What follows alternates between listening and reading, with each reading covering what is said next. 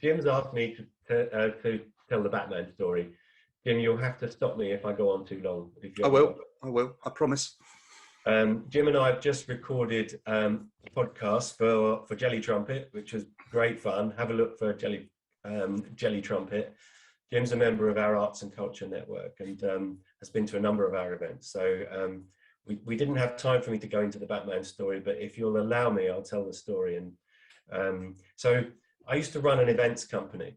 And in June 1995, one of the hottest days of the year, we were effectively arranging the launch of a Batman Forever video game for Warner Brothers. Excuse me. So we hired the Warner Brothers store in Regent Street. And we turfed everybody out at 4 o'clock and we turned it into the Batcave. And we had invited 300 journalists to come to the launch of this event.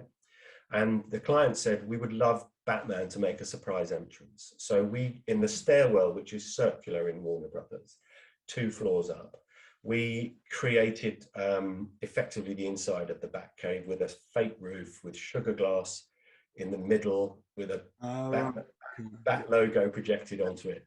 And we hired a stuntman and he was going to fall through it onto a stage under which was a grill, which would blow air up and inflate his rather long cape. Yeah. Everything's fine. Rehearsal was brilliant. We didn't actually do the drop because I was expecting, when we hired the stunt coordinator, I was expecting some elaborate drag mechanism, but no, it was a pair of gardening gloves, a climbing rope and a piece of scaffolding. That was the only thing saving this stunt guy from a 2-story drop. Yeah. Anyway, perhaps not surprisingly, the stunt guy didn't turn up.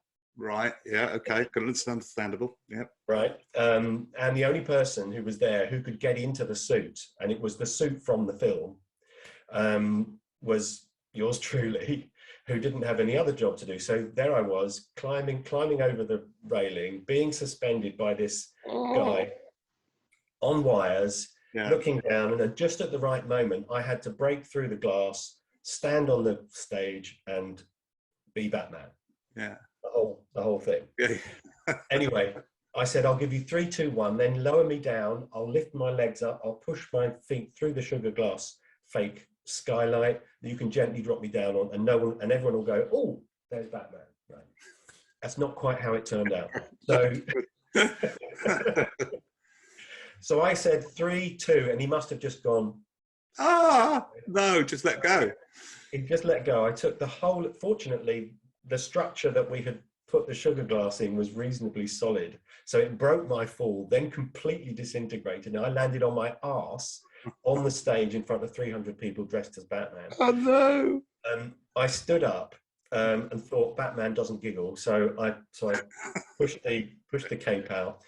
The fan started up, but the fan, we forgot that actually it then started sending slivers of glass and no. Anyway, so I thought I'd got away with it, and they said, no, you now need to do a walkabout and meet everybody and have, you know, it was before mobile phones with cameras, so it was camera stuff. But that was the one time I felt a little bit like David Beckham. Everybody wanted to meet me. So if I've got time, I stole the suit, right? It was my event. I'm having this fancy dress sorted for life, right? This was on I can't think when, it was on a Wednesday. And I think I got a call on the Thursday from the client, from the movie studio saying, Mark, do you have the suit? Because we need the Batman suit. You know, it had a detachable utility belt. It was proper. It was the one Val Kilmer wore, I think. Oh, right. And I said, yes, I do. They said, well, we either need it back or you need to be in Aberdeen on Saturday to open Toys R Us. Right. And they said, we're a bit tight for time, so if you wouldn't mind doing that, the latter, we'd be happy. And I said, I'm not doing it for nothing. And they said, how much do you want? I said, I want $1,000. They said, done. You're flying up with Mighty Mouse, Barbie, and some Power Rangers, right? So I turned up at the airport, stupidly looking for Barbie, Mighty Mouse, thinking, where's the Power Rangers? Thinking, of course they're not. And so we ended up. Were you in your suit at this time? No. You see, which is why it's even sillier. You know, there's me thinking, surely they must be here somewhere. Anyway, we all were seated together on the plane, obviously, and it was Barbie was obviously Barbie, right? But the others weren't. Because anyway, so we got there, we stayed, we had the night, and we all rocked up like something like 7 a.m. at this new Toys R Us in Aberdeen, and all dressed up. And I was really pleased with the suit. I blacked out my eyes and everything. And then the manager of the store said, right, Mark, you're neither American nor Scottish, so please don't speak, right?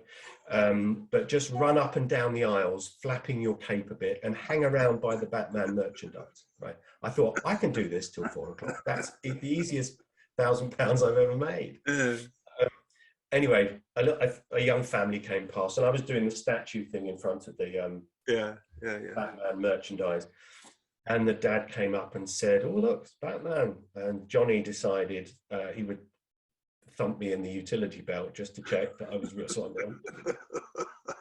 And then the young mum followed and said, "I'm so sorry about that." And she touched my arm. She said, "Is that rubber?" Is that rubber?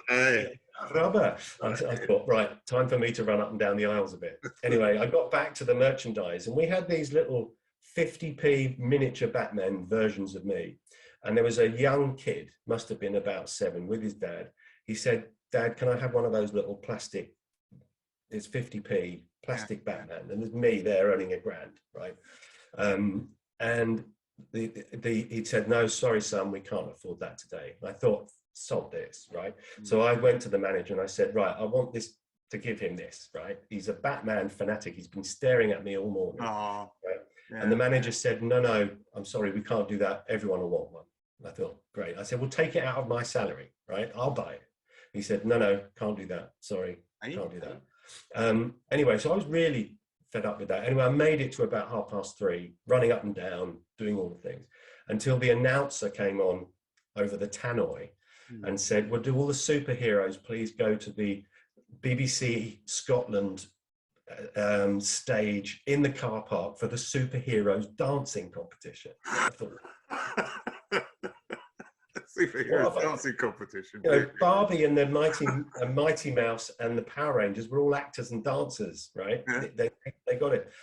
And so I went out thinking, oh my Lord, thank God nobody's going to see this. And the announcer brandished a Batman bike that was on sale for 150 quid, right? A little Batman bike. And he said, right, what we're going to do, we're going to get all of the superheroes to dance. We'll have a bit of a clapometer at the end. Yeah. And the character who dances the best can give this Batman bike to anyone in the audience. Oh. And there he is, right? Yeah. Front row. Right? I thought, oh. So I'd been learning a bit of salsa, and I'd been planning to whisk Barbie into something at some point anyway. So when it was my turn, I grabbed Barbie, and Batman and Barbie salsa danced, right, around the stage. The weirdest thing it must have been to watch. It was so weird that I won the clapometer. Wow. So I went and I grabbed the bike from the BBC guy, walked it straight over to this little kid who couldn't afford a 50p model of me, gave him 150 bike, and Barbie ran over and kissed me. So, oh, sorted. Everyone's happy then. Everyone's happy. Did they film this, the superheroes dancing? Was it filmed? No, 95. I mean, nowadays, 1995. So had it been now, that would be all over YouTube. Everyone would be, I think that would be viral. Yeah, but fortunately, for my professional reputation, it wasn't recorded for posterity. It's a great story. I love it. I love it. And it's true. So many of my friends say, yeah, that can't be true. No, absolutely true. So when Batman met, it's on my blog post, it's called When Batman Met Barbie.